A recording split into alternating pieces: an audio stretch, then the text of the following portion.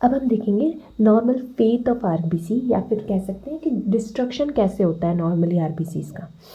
अब आरबीसीज जब ओल्ड हो जाती है, यानी उनकी लाइफ स्पैन कितनी थी, 120 डेज़ की। जब 120 डेज़ के आसपास होने लगता है तो आरबीसी को हम ओल्ड कहेंगे। अब जैसे ही आरबीसी ओल्ड होती है तो उसकी सेल मेम्ब्रेन भी फ्रेजाइल हो जाएगी। अब नॉर्मली जो कैपिलरीज है, कैपिलरीज का डायमीटर और आरबीसीज का डायमीटर सेम होता है।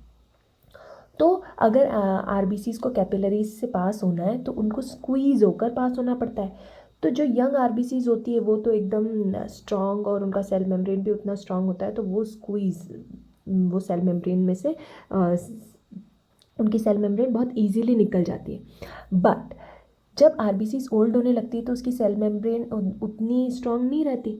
तो जैसे ही वो कैपिलरीज से पास होने की कोशिश करते हैं तो वो डिस्ट्रॉय हो जाते हैं, उनकी सेल मेम्ब्रेन ही डिस्ट्रॉय हो जाती है। और ये मेनली कहाँ पे होता है, रेड पल्प ऑफ स्प्लीन में, क्योंकि स्प्लीन की जो कैपिलरीज है वो बहुत ही सबसे ज़्यादा सबसे स्मॉल होती है, और इसीलिए स्प्लीन को कहते हैं ग्रेवयार्ड ऑफ आरबीसीज।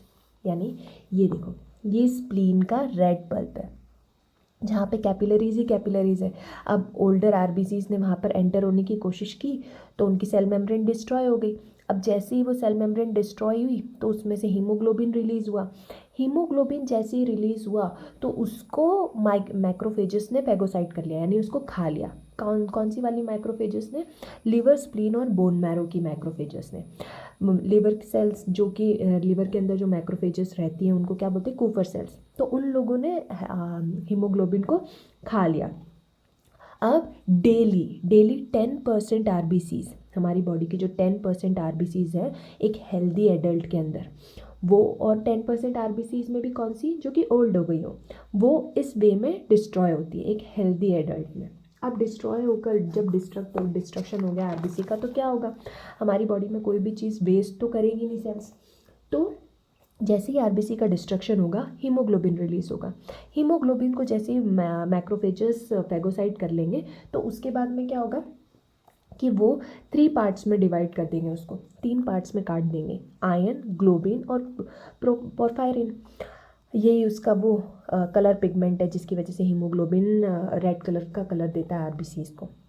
अब आयन, इन तीनों को यूज़ वापस कैसे करेंगे, आयन के साथ में एक एंजाइम, एक प्रोटीन मिल जाएगा जिसको बोलते हैं एपोफेरेटिन। आयन और एपोफेरेटिन मिलके क्या बनाते हैं, फेरेटिन। अब ये आयन का वो वाला फॉर्म है जिसे जिसे आप स्टोर कर लोगे, तो ये बॉडी स्टोर कर लेती है ताकि उसे बाद में यूज़ कर ले।